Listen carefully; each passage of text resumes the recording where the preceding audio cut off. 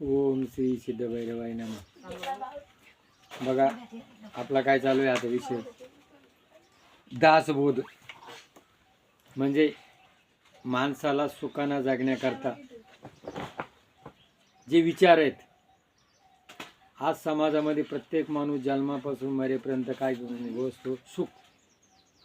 आणि नेमकं सुख ज्याच्यात आहे तो मार्ग विसरून जातो आणि दुसऱ्या मार्गाने जातो, आणि ते सुख मिळायच्या ऐवजी त्याला काय होतं, दुःख पातळत पडतं.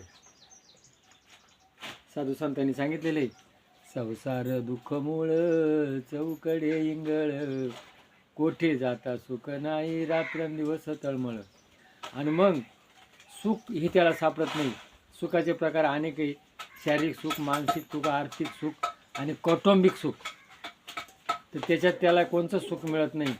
आणि मग सुख मिळण्याकरता कसं वागायला पाहिजे आणि कसं वागू नये हे जे मार्गदर्शन केलेलं आहे त्याचं नाव गीता, भागवत, ज्ञानेश्वरी, तुकारामाचा गाथा. आणि मग रामदास स्वामींनी साध्या सोप्या भाषेमध्ये आपल्याला हे विचार दिले ते, आणि त्या विचारातून आपण हे विचार घ्यायचे. बघा मथुरेमध्ये, उत्तर प्रदेश, मथुरा आणि गोकुळ शेजारी नदीमध्ये दोन्ही बाजूला 2 गाव. एक बलाढ्य असा शक्तिवान होता, आणि त्या शक्तिवानाला काय जायचं होतं, त्याचं नाव जोखा. त्याला गोकुळाला जायचं होतं, आणि तो होडीमध्ये बसला. ती होडीला दोर बांधून बाजूला झाडाला ती खुटवलेली होती, पण त्याला स्मरणशक्ती कमी होती. आणि मग त्याने काय केलं, त्या होडीमध्ये बसला आणि तो आवला खाली सुटला. रात्रभर आवला हालून हालून हालून हालून कंटाळला. सकाळी दिवस निघाला, आणि दिवस निघाल्यानंतर तो विचारायला लागला, शेजारचं गाव कोणतं आहे,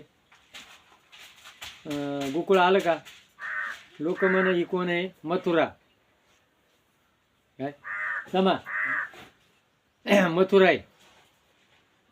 तर मग आयला म्हणे, रात्रभर मी फुकट दमलो. म्हणजे त्याचं जे ध्येय होतं, ध्येय काय होतं, त्याला मथुरेतून गोकुळला जायचं होतं, पण ती होडी जी बांधलेली होती झाडाला ती त्यांनी सोडेल नव्हती.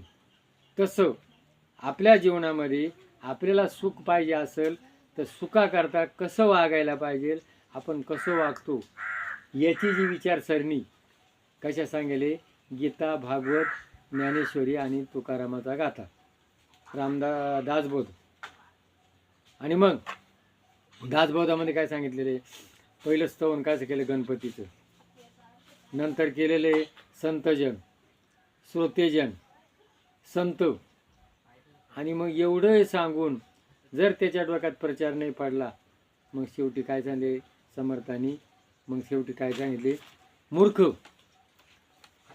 काय किती सांगावे तरी न ऐकती बटकीचे, पुढं शिंदळीचे रडतील, काय माय गेली होती भूतापाशी, हरिनये मुकाशी आडे मुढा, पातके करता पुढे आहे पुसता, काय उत्तर देता होशील तू. असं तुकारामानी. आणि मग एकनाथ महाराज काय म्हणले, हरिनये मुकाशी, जीवानये काळ सर्प आहे, सर्पाचे ते देव, त्याची जीभ नाही आहे, सापाचं बिळ आहे, असं एकनाथ महाराजांनी म्हणले. साधू संतांनी खूप सांगितलं, तुकारामांनी सांगितलं, आणि मग लोक ऐकले नाही, ते त्यांनी शिव्या दिल्यात. तसं रामदास स्वामींनी आपल्या महाराष्ट्रामध्ये स्वराज्य स्थापन करायचं होतं, आणि मग त्यांनी शक्ती उपासना, हनुमंताचे मंदिरं आणि व्यायाम तोडून जागा झाला पाहिजे. आणि मग शिवाजी महाराज जागा झाले, आणि आज आपण या महाराष्ट्रामध्ये हिंदू म्हणून वावरत आहे. जर रामदास स्वामी नसते, तुकाराम महाराज नसते आणि शिवाजी महाराज नसते, तर आज आपण कोण असतो, मुस्लिम असतो. आपली आज सुनता केलेली असती. म्हणून आज त्यांची पुण्य आहे. आणि मग जर त्यांची पुण्य आहे, जर आपलं परस्वराज्य असं टिकून राहावं वाटत असेल, आज शिवजयंती आलेली बुधवारी, मग शिवजयंती साजरी करण्याकरता आपण दासबोध ह्या ग्रंथाची जी विचारसरणी, ही विचारसरणी आपण स्वतः घ्या आणि आपल्या मुलाबाळांना द्या, तर आपल्याला जीवनाचं खरं सार्थक होईल. बघा,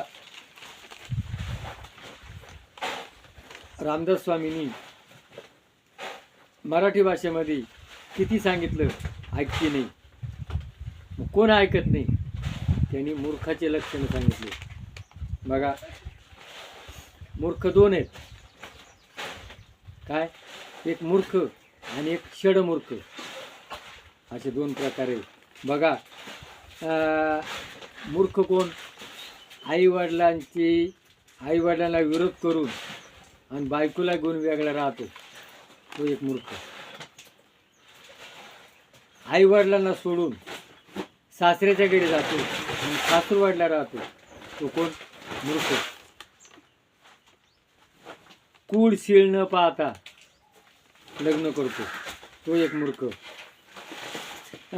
श्रेष्ठ माणसाचा बरोबरी करतो, तो एक मूर्ख. घरच्यांना सोडून बाहेरच्याची मैत्री करतो, तो एक मूर्ख. जो ऐकत नाही त्याला उपदेश करतो, तो एक मूर्ख. मर्यादा सोडून माणसासोबत वागणारा, तो एक मूर्ख. आणि रोग झालाय, आजार झालाय, औषध करीत नाही, तो एक मूर्ख. आपण पथ्य, आजार आहे ना, काय मग आजार झाल्यानंतर काय पाहायला पाहिजे? पथ्य. काय? ज्याने विठ्ठल मात्रा घ्यावी त्याने पथ्य सांभाळावी. पथ्य महत्वाचं आहे आजाराला, आणि तो पथ्य पाळत नाही, तो एक मूर्ख. सोबत नसताना परदेशी, आपल्याला बरोबर परदेशात गमन करायचं ठरलं, कुठंतरी जायचं असलं तरी आपल्याला बरोबर कोणतरी जोडीदार लागतो. तो जोडीदार घेऊन फिरत नाही, तो एक मूर्ख. आर्थिक कंजूसपणा करतो, तो एक मूर्ख. नोकर श्रीमंत झाला, नोकर आपला श्रीमंत झाला, मग त्याची तुलना करतो, तो एक मूर्ख. देव आणि पितर यांना न मानणारा, तो एक मूर्ख. अति बडबड करतो, तो एक मूर्ख. हलकट लोकांशी मैत्री करणारा, तो एक मूर्ख. परस्त्रीशी संबंध ठेवतो, तो एक मूर्ख. अति खादाड, तो एक मूर्ख. अति खादाड आणि कपटी. विद्या वैभव पुरुषार्थ नसताना गर्व करणारा, तो एक मूर्ख. रागाच्या भरात आपली आत्महत्या करतो, तो एक मूर्ख. संपत्तीचा अभिमान न धरणारा, तो एक मूर्ख. अनेक स्त्रियांची संबंध ठेवतो, तो एक मूर्ख. देव, गुरु, मायबाप, साधू संत, मालक यांना जो फसितो, तो एक मूर्ख.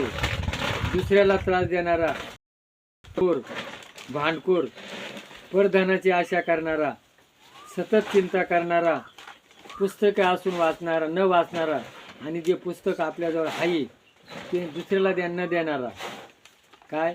तर ज्ञान आपणाची जे खावे ते दुसऱ्याचे शिकवावे, शहाणे करून सोडावे सकळ जना. आपल्यापाशी जे ज्ञान आहे ना, आपले जे पुस्तक आहे ना, ते दुसऱ्याला द्यावे आणि दुसऱ्याला देऊन दुसऱ्याला हुशार करावे. काय? असं आपल्या शास्त्रात सांगितलेलं आहे. अन्न आहे, आपल्यापाशी अन्न आहे, ते अन्न आपण खावी, उरलेले दुसऱ्याला द्यावे. पण आज अशी परिस्थिती आहे, एक बैलाच्या गव्हाणीमध्ये कुत्रं होतं आणि त्या बैलाला वैरण घातली होती. ते कुत्रं आहे ना, कुत्रं काय वैरण खात नाही, पण ते बैलावर गुरगुर करतो, स्वतःही खात नाही आणि त्यालाही खाऊन देत नाही. आज ती परिस्थिती आपल्यापाशी जी आहे, आपल्याला खपत नाही, ते उरलेलं कोणा द्यावा? दुसऱ्याला द्यावा. जगा आणि जगू द्या, ही आपली भारतीय संस्कृती.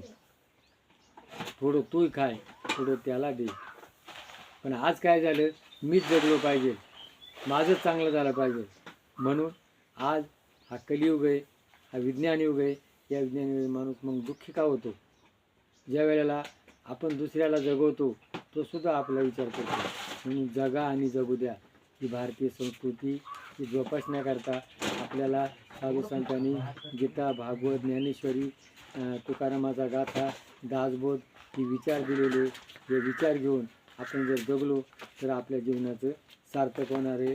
जय भैरवनाथ महाराज की जय. अरे इथून आहे ना अशी बादली येते स्टीलची,